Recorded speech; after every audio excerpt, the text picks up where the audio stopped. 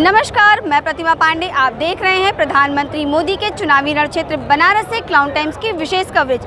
इस वक्त मैं मौजूद हूँ वाराणसी के अस्सी घाट पर, जहां उत्तर प्रदेश के मुख्यमंत्री योगी आदित्यनाथ ने विशाल जनसभा को संबोधित किया।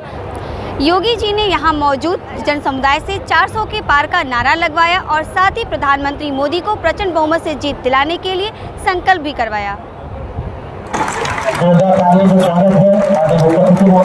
सभी कार्यकर्ताओं के हृदय से स्वागत करता हूं, अभिनंदन करता हूं, नमन करता हूं, वंदन करता हूं। श्री नरेंद्र मोदी जी को आशीर्वाद दिया, देश के प्रधानमंत्री बने और 17 में आपने पुनः भाजपा को आशीर्वाद दिया और योगी आदित्यनाथ जी प्रदेश के मुख्यमंत्री बने। और उसके बाद मंत्री श्री योगी आदित्यनाथ जी महाराज का हृदय से अभिनंदन वंदन नमन करता हूं और इस सभा में आप सभी की तरफ से उनका स्वागत करता हूं। एक बार सभी कार्यकर्ता गए अपने स्थान पर खड़े होकर योगी बाबा का स्वागत करें।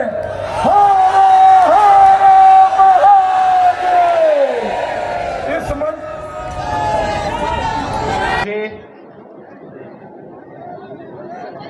पूर्व मंत्री और काशी से विधायक डॉक्टर नीलकंठ तिवारी जी, इस कार्यक्रम के संयोजक और कैंट से लोकप्रिय विधायक श्री सौरभ श्रीवास्तव जी, महानगर अध्यक्ष श्री विद्यासागर राय जी, लोकसभा काशी के प्रभारी पूर्व मंत्री डॉक्टर सतीश द्विवेदी जी के बाद का काशी की अराजकता की ओर जबरन धकेली जा रही थी। आतंकी घटनाओं का गढ़ बनता जा रहा था। माफिया और आपराधिक प्रवृत्ति के तत्व काशी पे हावी होकर के काशी के सामने पहचान का संकट खड़ा कर रहे थे।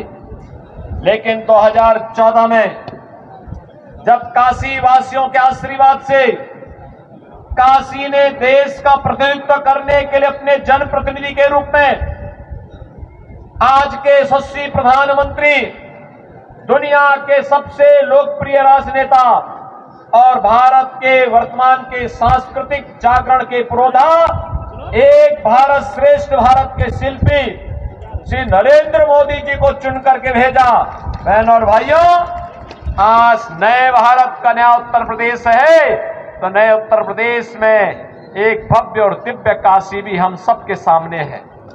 दुनिया का एक आंदोलन बन गया है। बहनों और भाइयों, आज काशी के घाट दुनिया के सबसे सुंदरतम आध्यात्मिक और सांस्कृतिक घाट माने जाते हैं। याद करिए, काशी को काशी की पहचान दिलाने के लिए मोदी जी ने कार्य प्रारंभ किया।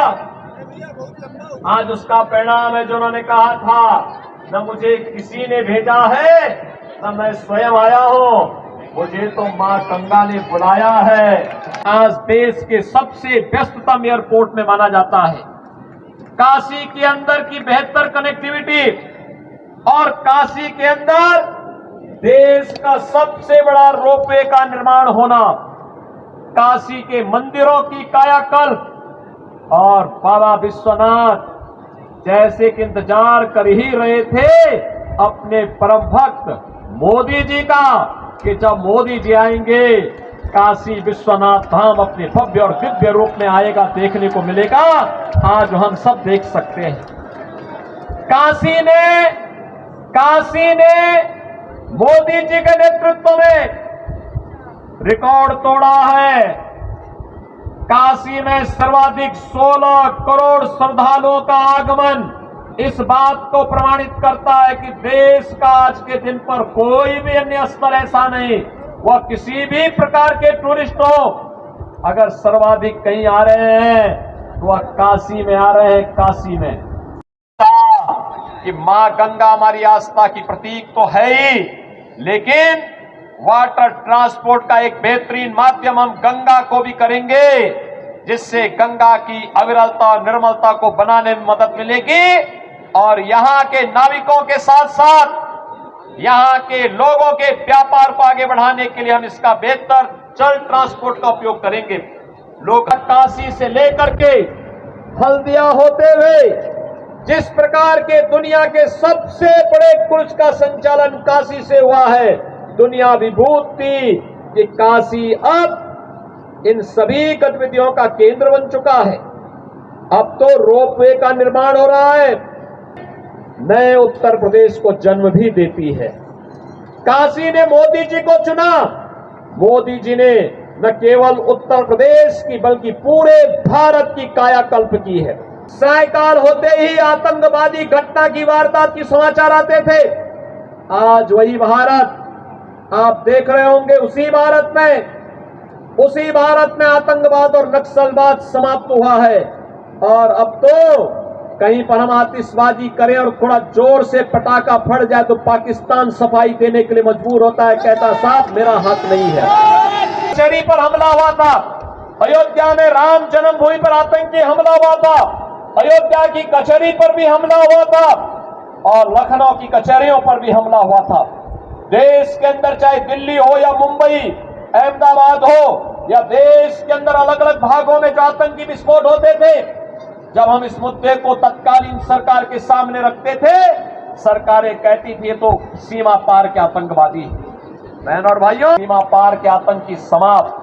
अब तो डॉन जैसा अब तो यूके का जो सबसे प्रतिष्ठित समाचार पत्र है वह भी लिखता है कि पिछले 3 वर्ष के अंदर पाकिस्तान के अंदर जो वहां के सबसे दुर्दांत 2 दर्जन से अधिक आतंकवादी थे, एक एक करके मार दिए गए। और इसके पीछे उसने आशंका व्यक्त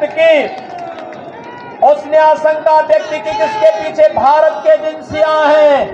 यानी अब दुश्मन के घर में भी भारत विरोधी तत्व सुरक्षित नहीं है, क्योंकि उसे मालूम है ये नया भारत छेड़ेगा नहीं, लेकिन अगर कोई छेड़ेगा तो उसको छोड़ेगा भी नहीं। तो स्वनिधि का लाभ दिया जा रहा है। प्रधानमंत्री मुद्रा योजना में 10 लाख तक का ब्याज मुक्त ऋण, और मोदी जी ने घोषणा की है 4 जून को जब फिर एक बार मोदी सरकार बनेगी तो ये सीमा 10 लाख से बढ़ा करके 20 लाख की जाएगी। पाकिस्तान के खिलाफ नहीं बोलना चाहिए, ये पाकिस्तान का राग अलापने वालों से बोलना चाहिए कि अगर भारत में फिर बोझा क्यों बनते हो, पाकिस्तान में जाओ, वहां भीख भी मांगने से नहीं मिलने वाली। भाइयों, आप देख सकते हैं भारत 80 करोड़ लोगों को फ्री में राशन दे रहा है और पाकिस्तान में कुल 23 करोड़ की आबादी वो भूख से बिलबिला रहे हैं। भारत मोदी सम्मान निधि है, 12 करोड़ घरों में शौचालय का निर्माण हुआ है, 10 करोड़ गरीब परिवारों के घर में उज्ज्वला योजना का कनेक्शन पहुंच गया है, 4 करोड़ गरीबों के मकान बन गए हैं। और मोदी जी ने कहा है जितने भी गरीब हैं, कच्चे मकान है, झोपड़ी है, 4 जून के बाद उनको भी एक एक आवास उपलब्ध करवाने की कार्रवाई प्रारंभ होगी। बहनों और भाइयों, आकर के कोई पिलर को चूमता है, कोई जमीन पे लेटता है, आंखों में आंसू होते हैं। 500 वर्षों के लंबे इंतजार को मोदी जी ने अयोध्या धाम में समाप्त करके हम सबके जन्म और जीवन दोनों को धन्य कर दिया। काशी में मां गंगा के लिए या काशी विश्वनाथ धाम के लिए या काशी के घाटों के लिए या काशी के देवालयों के लिए यहाँ के नवनिर्माण और सुंदरीकरण के लिए कार्य का हो, ये मोदी जी ने करके दिखाया। टीएमसी के 2010 के उस फैसले को पलटा है जिसमें उसने 118 मुस्लिम जातियों को ओबीसी का आरक्षण बांट दिया था। कोर्ट ने कहा कि नहीं, ये असंवैधानिक है। स्वरूप देने का काम किया है ये मोदी जी ने किया है।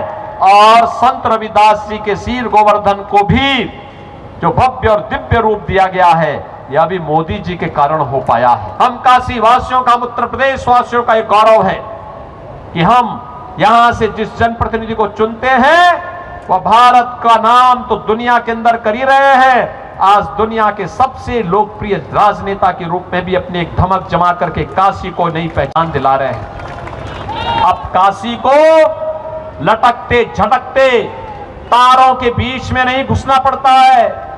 अब काशी को जाम के जंजाल में नहीं फंसना होता है। अब काशी के अंदर गंदे नालों के बीच में लोगों को रहने के लिए मजबूर नहीं होना पड़ता है। अब काशी की सड़कें भी राष्ट्रीय राजधानी की तरह 4 लेन और 6 लेन की सड़कों का एक जाल आज काशी के पास अपना है। आज काशी की दिव्यता और सुंदरता को देख करके कौन मोहित नहीं होता है। लेकिन बहनों और भाइयों, में इंडी गठबंधन और कांग्रेस के इन काले कारनामों की ओर बताना चाहता हूं। यह आरक्षण पर सेंध लगाने का काम कर रहे हैं। और दूसरा ये क्या कहते हैं कि अगर कांग्रेस की सरकार आएगी तो कहती है कि हम पर्सनल लॉ लागू करेंगे। पर्सनल लॉ का मतलब इसका मतलब है भारत के अंदर बेटी स्कूल नहीं जा पाएगी, बहनें और माताएं बाजार नहीं जा पाएंगी, घर के अंदर बुर्का पहन करके दुपक्के रहना पड़ेगा। तालिबानी शासन को देश के अंदर लागू करने का कुत्सित प्रयास। भारत बाबा साहब भीमराव अंबेडकर के द्वारा बनाए गए संविधान से चलेगा, भारत किसी शरिया कानून से नहीं चल सकता है, यह भारतीय जनता पार्टी घोषणा करती है। ये नारा दिया था गरीबी हटाओ का, अपने समय में ये लोग कुछ नहीं कर पाए और अब क्या कहते हैं? कहते एक झटके में हटा देंगे। कहा, पत्रकार ने पूछा एक झटके में कैसे? तो राहुल गांधी कहते हैं हम प्रॉपर्टी का सर्वे करवाएंगे, हर नागरिक की प्रॉपर्टी का सर्वे, फिर उसमें एक विरासत टैक्स लगाएंगे, फिर विरासत टैक्स में आधी प्रॉपर्टी उनकी ले लेंगे और प्रॉपर्टी लेने के बाद फिर उसको पाकिस्तान, बांग्लादेश और अफगानिस्तान से आए हुए घुसपैठियों में बांट देंगे। ये कांग्रेस कह रही है। बहनों और भाइयों, ये कांग्रेस के अंदर औरंगजेब की आत्मा घुस गई है। बाबा विश्वनाथ के मंदिर को पवित्र करने का काम किसी ने किया था, इसी दुष्ट औरंगजेब ने किया था।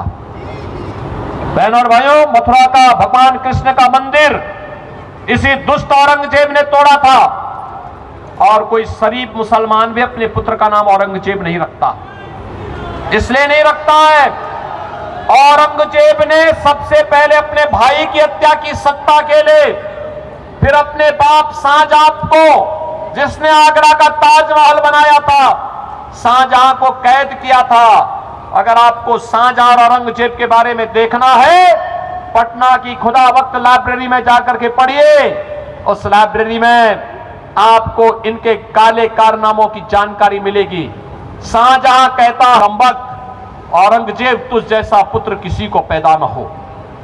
तुमने बेजी एक एक बूंद पानी के लिए तरसाया है और तुझसे अच्छे तो ये हिंदू हैं जो जीते जी अपने बड़े बुजुर्गों का सम्मान करते, उनकी सेवा करते हैं और मरने के बाद भी वर्ष में एक बार श्राद्ध और तर्पण के माध्यम से पितरों को जल देने का काम करते हैं। उसको जहां दफन है वहीं दफन होने देना है और हमें बोलना है अब भारत किसी आतंकवाद का नहीं, उत्तर प्रदेश किसी माफिया का नहीं, बल्कि उत्तर प्रदेश अब महोत्सव का प्रदेश बन चुका है। महोत्सव का प्रदेश।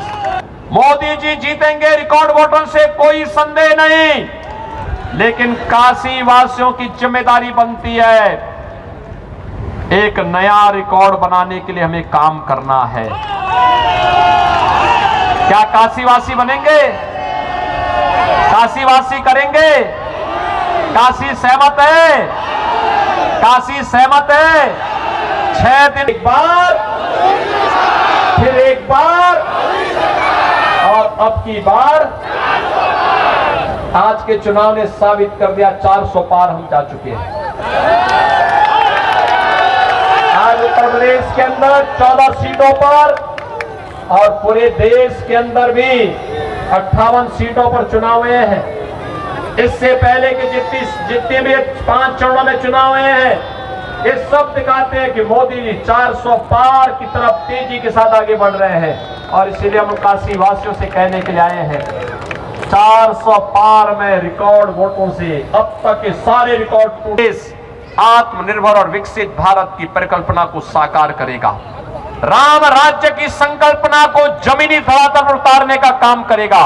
क्या काशीवासी इसके लिए सहमत है? मोदी जी का प्रतिनिधि बनकर के घर घर जाएंगे, सभी लोग जाएंगे। इस अगले 6 दिन के अंदर 6 दिन का समय देश के लिए देंगे। दोनों हाथ ला करके मुझे बताओ, दोनों हाथ ला करके, जहां तक मेरी आवाज जा रही है, इस पार उस पार ऊपर नीचे चारों ओर जहां भी आवाज जा रही है, सभी लोग मुझे हाथ उठा करके बताइए, सभी लोग सहमत हैं? कमल खिलाने का काम होगा तो फिर मेरे साथ बोलेंगे, भारत माता की, भारत माता की, भारत माता की, हर हर महादेव। क्लाउड टाइम्स की खबरों को यूट्यूब चैनल पर आगे भी देखने के लिए चैनल को लाइक करें, सब्सक्राइब करें, बेल आइकन को प्रेस जरूर करें। क्लाउड टाइम्स की खबरों को फेसबुक पेज पर देखने के लिए पेज को लाइक जरूर करें।